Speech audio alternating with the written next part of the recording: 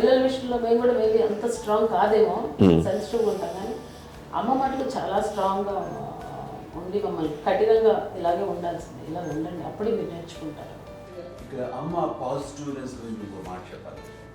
అంటే తన బిడ్డలకే కాదు, ఈ రోజున మా రెండో పాప శ్రీజ కూడా తనకి లైఫ్ చిన్న చిన్న డిస్టర్బెన్స్ వచ్చింది. ఆ టైంలో కూడా తను ఏముందంటే అప్పుడు నాన్నమ్మ దగ్గరికి వెళ్ళాను, తను ఇచ్చిన భరోసా, తను ఇచ్చిన మాట వెళ్ళలేని ధైర్యం వచ్చింది నాతో. నాన్నమ్మ దగ్గర ఎప్పుడు కూర్చోస్తాడు అప్పుడే పాజిటివ్ ఫీలింగ్ వస్తుందని నాతో షేర్ చేసుకుంటాను. తను మాతో చెప్తుంటే అనిపిస్తుంది కరెక్ట్.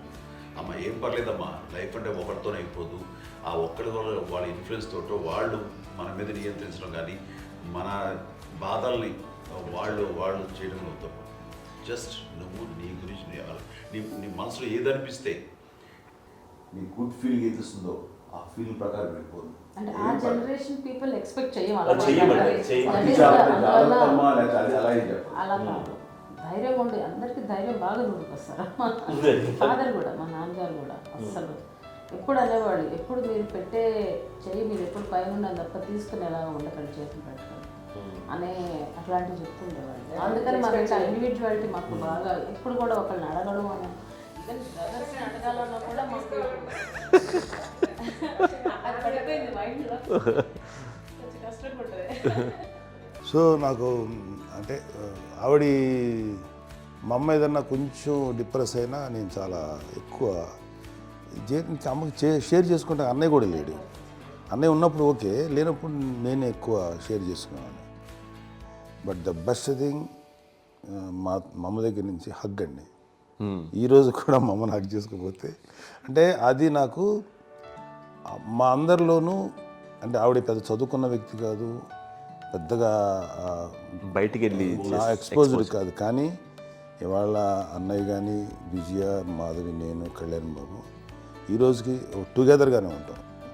మేబీ మాకు కొన్ని విషయాల్లో నాకు మా మాధవ్కి డిఫరెన్స్ ఆఫ్ ఒపీనియన్స్ ఉండొచ్చు, మా చెల్లికి, మా అన్నయ్యకి అట్లా ఉండొచ్చు, ఉంటుందండి ఫ్యామిలీ అన్న తర్వాత. కానీ ద ఇన్విజిబుల్ బాండేజ్ మా అమ్మ ఇచ్చింది, ఆ లవ్ అండ్ ఎఫెక్షన్, హగ్, అవన్నీ ఆవిడ నాన్ వెర్బల్ అడ్వైజ్ ఏంటంటే అందరూ అలా కలిసి ఉండాలనేది ఆవిడ నుంచి మేము నేర్చుకోవాలి. అది ఇట్స్ ఇస్ నాట్ వర్డ్లీ, అది నోటి మాట కాదు, అది వెర్బల్గా కాదు, నాన్ వెర్బల్గా చెప్పినటువంటి ఇది.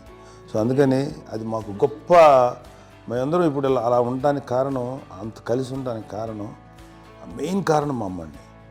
అది సో అందరూ ఉండాలనేది మా అమ్మ అడ్వైస్. ఇప్పుడు కూడా నేను ఎప్పుడైనా ఏదైనా ఫీల్ అయినా, అన్నయ్య ఫీల్ అయినా, లేదు నాన్న అట్లా వదుకు, ఇట్లా ఉండండి, ఇట్లా ఉండి, ఇప్పటికీ చెప్తుంది. మేము ఎవరైనా ఎప్పుడైనా మా చెల్లితో గొడవపడ్డా అనుకోండి, నేను అట్లా అనకరా అని, ఎట్లాగా అన్న ఏమో లేదులేమ్మా, ఏదో అన్నాను కానీ ఫీల్ అవ్వకమ్మా, మేమందరం కలిసి ఆవిడని అసలు టెన్షన్ పెట్టవండి మేము. సో అలా అది ఆవిడ నేర్పించింది, అలా కలిసి ఉండటం అనేటువంటి బాండేజ్ని ఆవిడ తన ఒక హగ్తో చెప్పింది. అన్నయ్య సినిమా చూడండి, జాదూకి చెప్పాను కూడా, అది మా అమ్మ దగ్గరే ఉందండి. శంకర్ దాదాలో చెప్తాడు చూడండి.